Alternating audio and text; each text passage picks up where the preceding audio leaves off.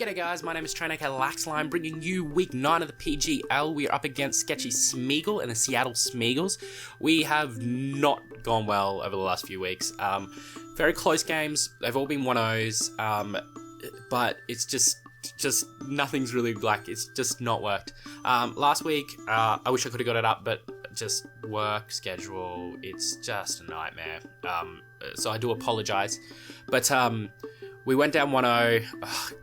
Rotom Frost put in so much work, but it missed a few blizzards and it really caused a lot of trouble. But anyway, we do have a pretty quick game actually coming up in this one. We are a little bit scared of that Chinchino.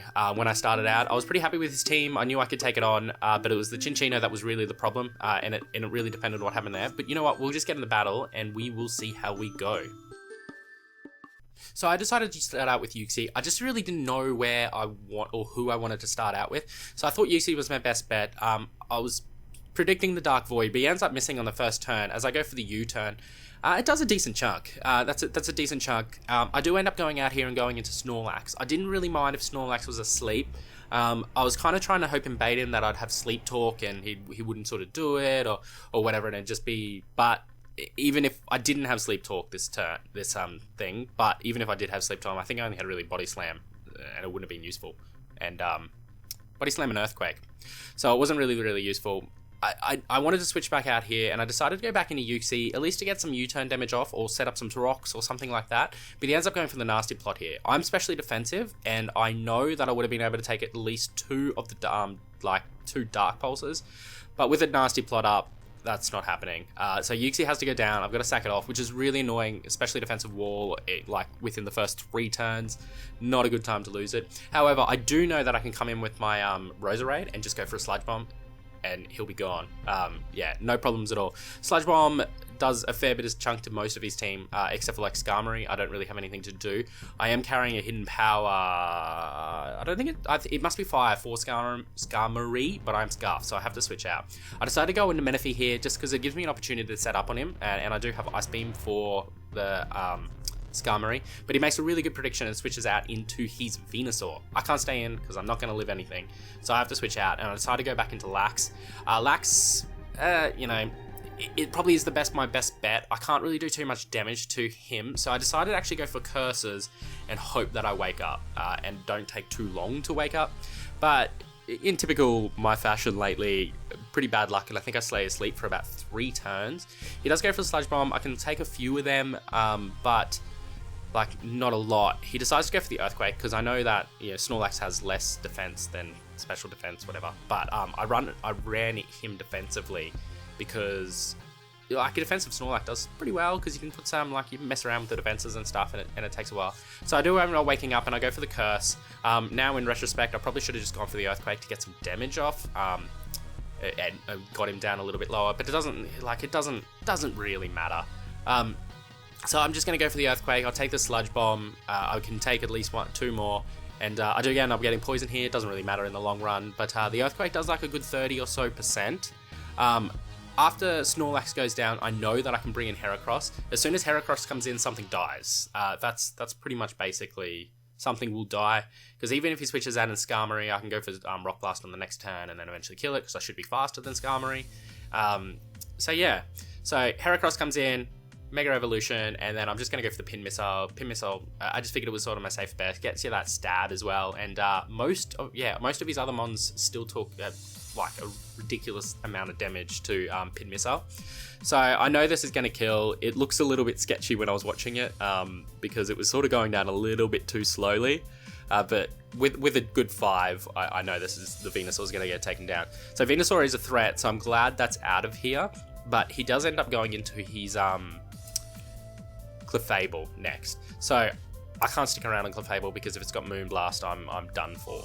So I have to switch out, and I decide to go into Menifee. He makes a pretty good prediction here and actually thinks that I'm going to go into Roserade, but I don't.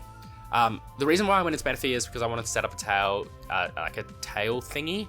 But first of all, I was just going to do a Scold and sort of suss out what sort of set he's running.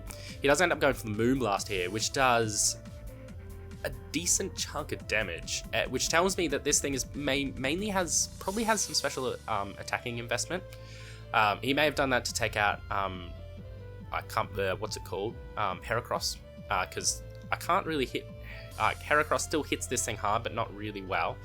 So at least I'm going to get rid of Clefable with Menifee, but then as soon as he can just come straight in with Jolteon, and Menifee goes down, and there's no point sort of saving it around for any further than it has to be, really. So he doesn't end up going Shadow Ball. I'm not really sure why or what he was predicting for me to come into, but I end up going down, and then I can just switch into Heracross here because I know that a Pin Missile or a Rock Blast will definitely kill this thing. So I'm not too concerned, and I should be able to, depending on his spread, take a pretty good Thunderbolt and be okay. So he does end up going down to this Pin Missile pretty easily. There was no way that this is not going to kill. And from here, he actually switches into his Chinchino. Now this is the problem, because I'm a bit too weak to really survive a lot of attacks from his Fluffy Queen, or Fluff Queen.